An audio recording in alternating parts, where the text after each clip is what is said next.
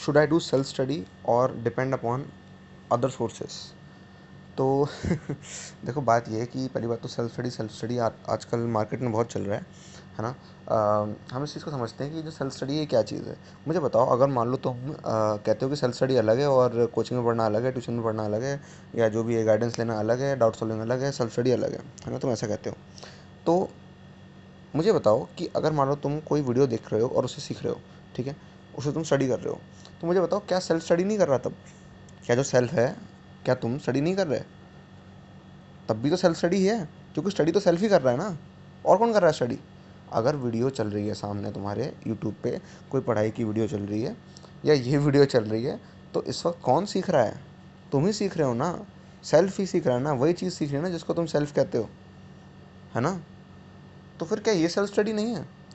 ये भी self study है, डाउट सॉल्विंग भी सेल्फ स्टडी है, गाइडेंस लेना भी सेल्फ स्टडी है, वीडियोस देखना भी सेल्फ स्टडी है, और क्लासेस अटेंड करना, लाइव क्लास अटेंड करना, सारा कुछ सेल्फ स्टडी है। बुक पढ़ना भी सेल्फ स्टडी है। ज़्यादातर लोग क्या समझते हैं कि नहीं, बुक पढ़ना और खुद से कॉपी पेन पर लगे रहना ये सेल्फ स्टडी है। ऐसा नहीं है ना। तो अगर तुम ये सवाल पूछते हो कि सेल्फ स्टडी ज़्यादा बेनिफिशियल है या गाइडेंस या कहीं से किसी सोर्स से पढ़ना, तुम हमेशा ही किसी ना किसी सोर्स से पढ़ रहे हो। इस बात को रियलाइज़ क्यों नहीं करते हो यार? तुम हमेशा ही किसी ना किसी सोर्स से ही पढ़ रहे हो, ठीक है। तुम खुद से कभी नहीं सीख सकते, खुद से कोई चीज़ नहीं आती है। कोई भी नॉलेज कभी भी ऐसे खुद से नहीं आ जाएगी तुम्हारे पास। केमिस्ट्री, फिजिक्स और मैथ्स की नॉलेज तो नहीं आएगी डेफिनेटली, ठीक है। तो पीसीएम की नॉलेज कभी तुम्हारे पास एकदम से स्ट्राइक नहीं कर जाएगी तुम्हारे दिमाग के अंदर की बत्ती जली और पीसीएम आ गया तुम्हें सारा। ऐसा नहीं होने वाला। तुम्हें किसी सोर्स को देखना पड़ेगा, सोर्स को देखना पड़ेगा, सोर्स को देखना पड़ेगा। वो सोर्स बुक हो सकती है, बुक की जगह लेक्चर्स हो गए, लेक्चर्स की जगह क्लासेस हो गई, क्लासेस की जगह डाउट सॉल्विंग हो गई, कोई भी सोर्स हो, कोई भी सोर्स हो। लेकिन सेल्फ हम स्टडी हमेशा सेल्फ ही कर रहा है। तो हमेशा हमेशा तुम्हारी सेल्फ स्टडी ऑन है, तुम जिस भी सोर्स से करो, है ना। और सोर्सेज में अगर देखा जाए तो ज़्यादा बेनिफिशियल सोर्सेज क्या होती हैं, बुक्स या फिर लेक्चर्स? डेफिनेटली लेक्चर्स, ठीक है, विदाउट डाउट लेक्चर्स। अगर वो लेक्चर्स में सही कंटेंट है तो। अगर कंटेंट ही गलत है तो फिर वो लेक्चर्स ऑब्वियसली बिना किसी मतलब के रह जाएंगे, है ना। तो ये बहुत इंपॉर्टेंट है कि सही सोर्स हो, ठीक है।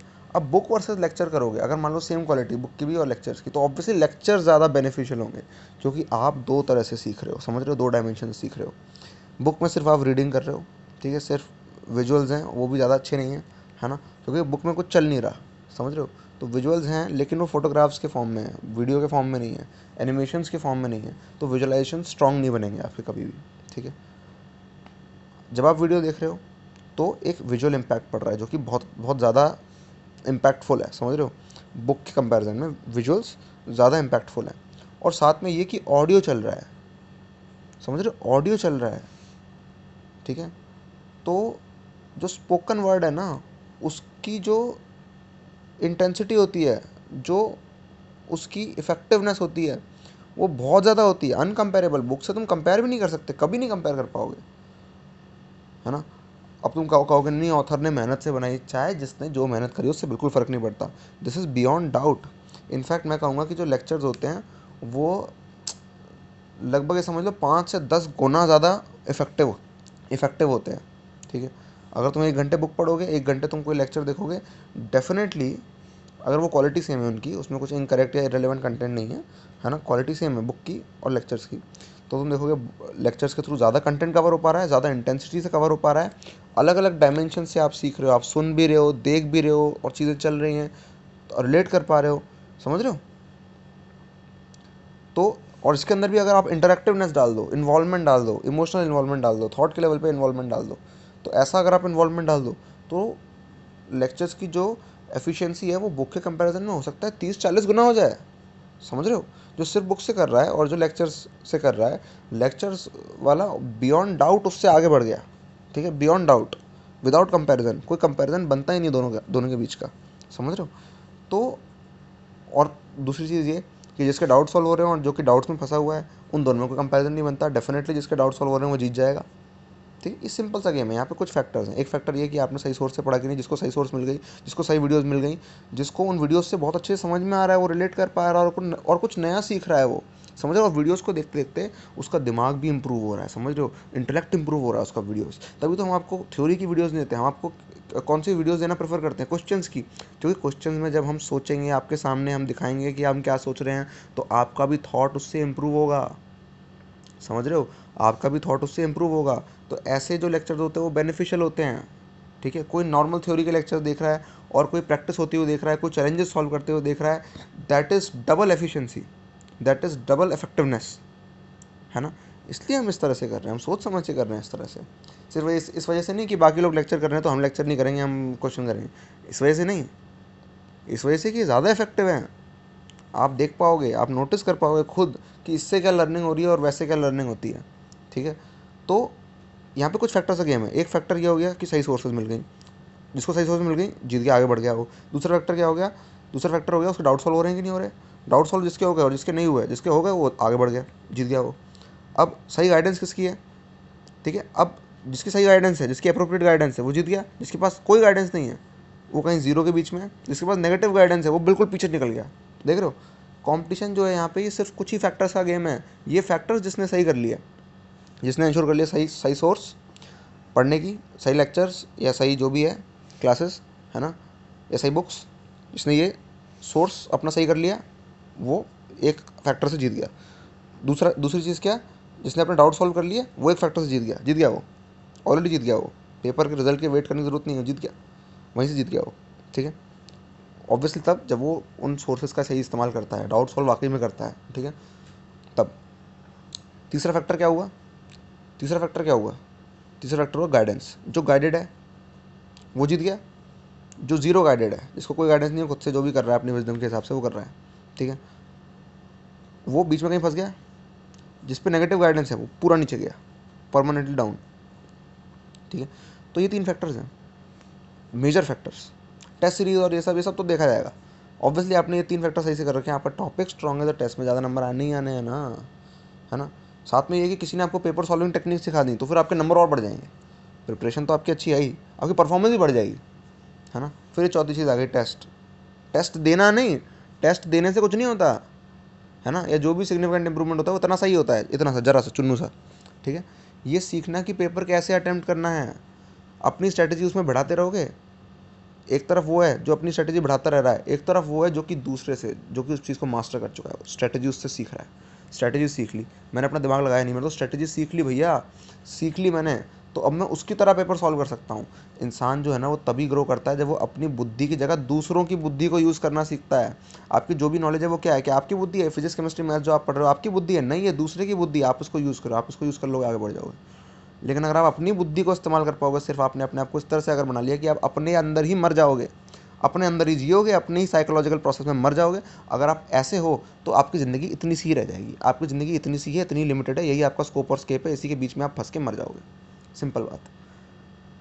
जिएगा ढंग से वो, एक्सपैंड वो करेगा जो कि दूसरों के नॉलेज को यूज़ कर सकता है। अपनी नॉलेज को तो हर गधा यूज़ कर सकता है, एक बेवकूफ़ गधा भी अपनी नॉलेज को यूज़ कर सकता है, लेकिन जो दूसरों की नॉलेज को यूज़ कर सकता है, जो दूसरों से सीख सकता है, दूसरों से सीखने का मतलब ये है दूसरों की नॉलेज यूज़ करना, वो असली इंसान कहलाएगा मेरे हिसाब से तो।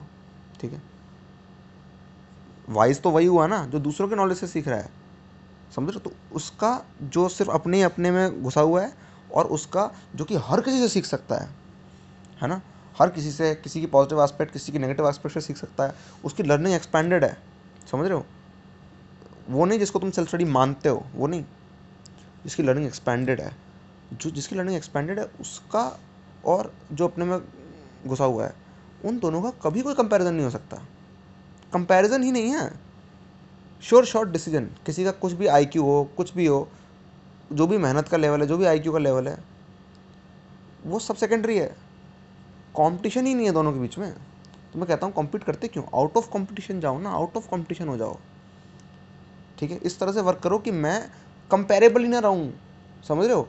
मैं उस पूरे झगड़े झगड़े वाले स्लैब से ही आगे हट के चला गया, ख़त्म करो बात, है ना।